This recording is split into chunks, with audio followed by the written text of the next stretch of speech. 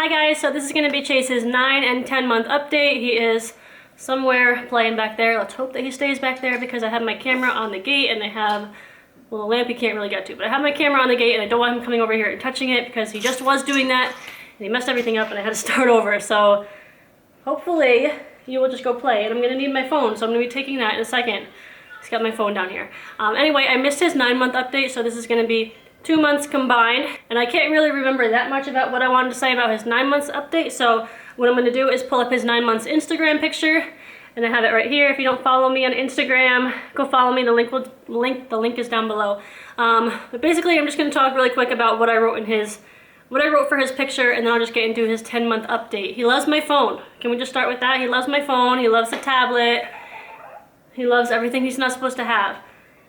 Anyway, for his 9 months picture, I wrote down that he was 20 pounds and 5 ounces, and I feel like he's pretty much about the same right now. We got some music going on. He was 28 inches long, and I wrote that he had started clapping and waving, and he was making more consonant sounds than he was the month before, and that he had actually started liking a food. I think in my update, his 8 months update, I think I talked about him like not really liking food and just not really being into it at all. But he actually started liking yogurt, and he ate an entire cup of yogurt one time when he missed, like I was out with my mom and Madison, we were shopping and stuff, and he missed a nursing session, so I guess he was pretty hungry, so he ate an entire like little cup of baby yogurt, and I was like so surprised. But yeah, he really likes the yogurt, the apple, I think it's Gerber, the apple cinnamon yogurt, and then the blueberry one, he likes that one too. So that's pretty much his favorite food right now. He also likes the oatmeal baby cereal with applesauce in it. He'll eat that too.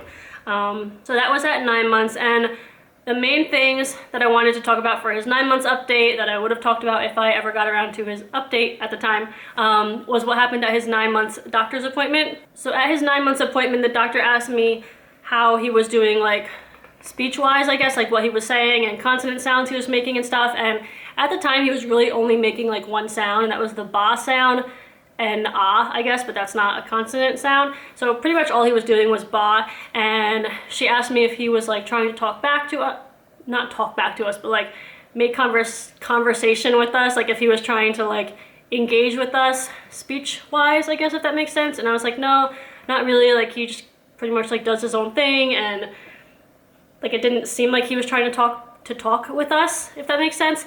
And with him not making very many consonant sounds at 9 months old, she recommended speech therapy to us, or at least like looking into speech therapy, or not speech therapy, early intervention for speech is what she called it.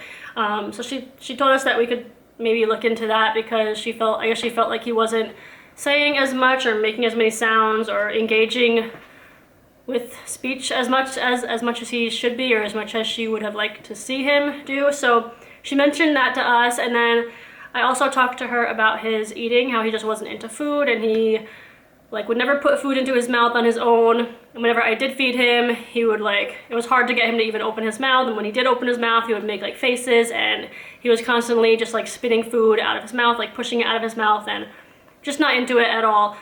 So she also recommended feeding therapy, I think is what she called it. Speech therapy, feeding specialist. I keep getting them confused. She recommended a feeding specialist for that, and I don't know, I left that appointment. I was kind of surprised that she suggested that stuff, or like recommended that stuff. I kind of thought she'd just be like, whatever, let's just wait and see how he does in a few more months or whatever, which is how I felt about it, and how Greg felt about it pretty much when I came home from that appointment and we talked about it. I don't know, I was kind of considering taking him to the feeding specialist because I was like concerned about him not really eating, because I'd see pictures and videos of other babies like his age and stuff, and them all eating like actual solid foods like eggs and little pieces of this and little pieces of that, and he just was not there yet at all. So I was a little worried about that, so I was considering taking him to a feeding specialist, but then I don't know, I kind of delayed on it. I just wanted to wait and see what happened, and now that he's 10 months old, he's like a lot better than he was when he was 9 months old. I feel like we're getting there. So basically, long story short, the doctor recommended those 2 things, and I don't think we're gonna do either one of them. Even his speech has gotten better since then, like within a month's time. I've definitely seen improvements, so I really don't feel like he needs speech therapy or a feeding specialist anymore, so that is good. Another thing his doctor recommended was to cut out his night feedings, because he does still nurse a lot at night. He did at 9 months and he still does now at 10 months, and she recommended cutting that out because of his teeth. She said it's bad for his teeth, and she also said that he doesn't need it anymore, like he shouldn't really need the night feedings anymore, but I haven't cut it out yet and I don't really know what I'm gonna do. I would like it if he didn't nurse so much at night anymore, but I kind of feel like he still needs it. Well, I did feel like he still needs it at 9 months. Now I'm kind of starting to feel like, or wonder whether he actually does still need it, because he is starting to eat a little bit more solid food now, more than he was like a month ago. So I don't know. Part of me feels like he still needs the night feedings, because that's actually his first night feeding at like 11 o'clock is where he does like a really good feeding, I feel like, more than he does during the day. Like during the day now, he's so distractible. Siri doesn't want to talk to you right now. He's so distractible during the day, and he only nurses for like 5 minutes at a time, but the night feeding, like he'll nurse for like 10 minutes straight, and sometimes both sides. So I don't know, I feel like he's getting a lot from that first night feeding, so I don't really know if I want to cut it out yet. So I'm kind of iffy on that. So let me know down in the comments what your guys' thoughts are on that. At 9 months, I was definitely not going to cut it out yet because he wasn't really eating much, but now he's starting to eat a little bit more. Like he's starting to have like breakfast and not really lunch, but maybe like 2 meals a day he's starting to have now, and he's actually opening his mouth and swallowing food and all that kind of stuff. So now I'm kind of wondering, like, does he need the feeding? Maybe he doesn't really need it anymore, but he is still having a pretty good 11 o'clock feeding, so do I really want to cut that out? I feel like he likes it. So I don't really know about that yet. Another big thing for his 9 months update was that I got him falling asleep pretty much on his own. Up until then, he was needing to be rocked or nursed to sleep at nighttime, and one night I was just over it. Like I had already rocked him to sleep, and he woke up and I was gonna have to be rocking him to sleep for like the 3rd time, I think, and I just didn't want to do it anymore, so I was like, that's it, I'm done. So I have a whole video on this, so I'll link it down below if you want to hear the long story about what I did. But basically I got him falling asleep in our bed, not in his bed yet, he's still in our bed. I got him falling asleep pretty much on his own, where I would just lay him down in the bed. I laid next to him and I just kept laying him down over and over again and saying night night over and over again. That's pretty much all that I would say, and eventually he fell asleep. And it took like 2 hours the first night, and then 45 minutes, and then 41 minutes, and then 25 minutes, I think. And now pretty much every night it takes about 20 to 30 minutes to put him to sleep, which is still kind of a long time, and I'm hoping that it will get shorter. I'm actually hoping to get him in his crib soon, but I will talk about that in a little bit.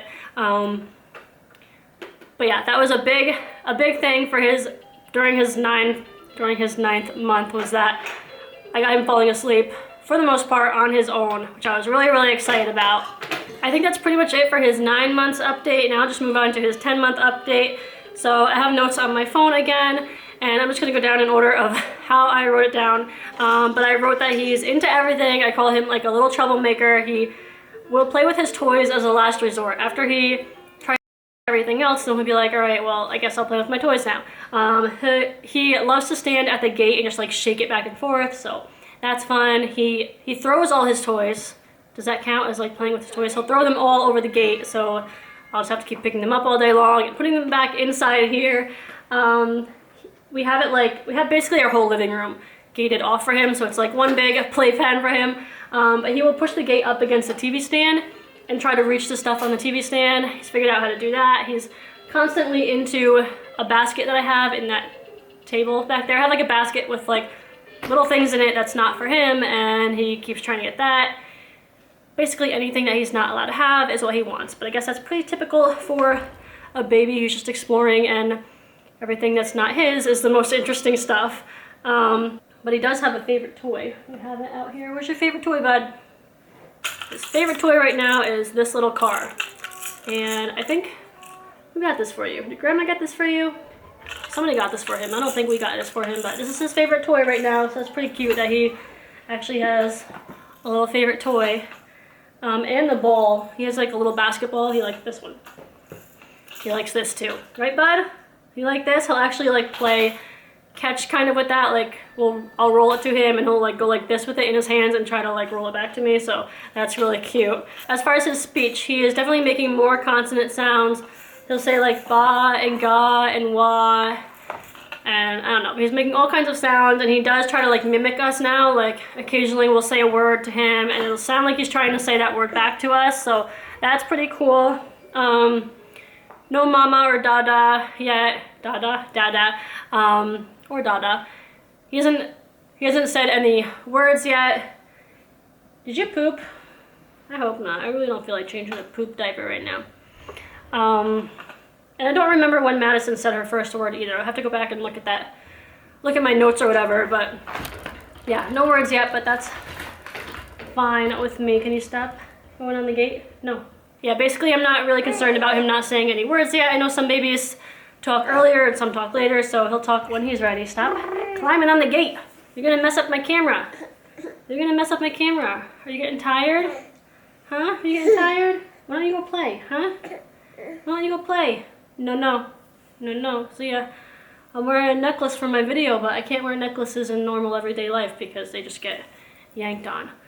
I wrote down teething. He has 8 teeth now, and he was just teething really bad for like 2 or 3 weeks straight. Can you let go? You're gonna break it. No. For 2 or 3 weeks straight, he was just very whiny and clingy and waking up a ton at night. And we were having to give him baby ibuprofen a lot. But his teeth finally broke through, and it's just crazy. It's like as soon as they like break the surface, it's just like he's back to normal. He's my normal baby again. But oh my goodness, when he was teething, it was just like crazy, just like whining nonstop and not fun. But I'm sure it wasn't fun for him either, right, bud? Teething's probably not fun. I don't think so. You can look at it, but you can't yank on it. You're gonna break it. What else? I said that he plays ball, his favorite toy, clapping, waving, obviously still doing that. Stranger danger, he has very bad stranger danger. Is that a thing? Can I use it like that? But whenever we're like out shopping or anything and anybody comes over to him to talk to him or even just look at him, he will most likely start crying. He's been getting a little bit better where like people can say a couple more words to him before he starts crying, but for the most part, 99% of the time, if someone comes over and talks to him, he's gonna start crying.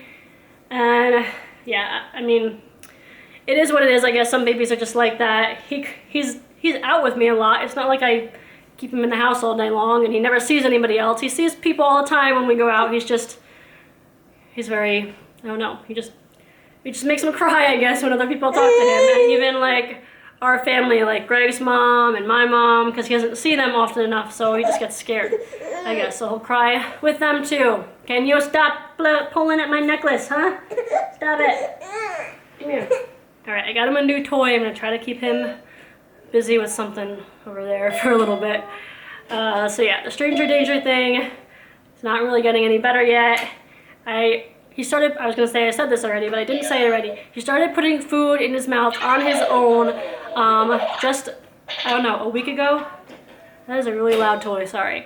But yeah, I think, I didn't get it on camera the first time, or maybe I did, I can't remember.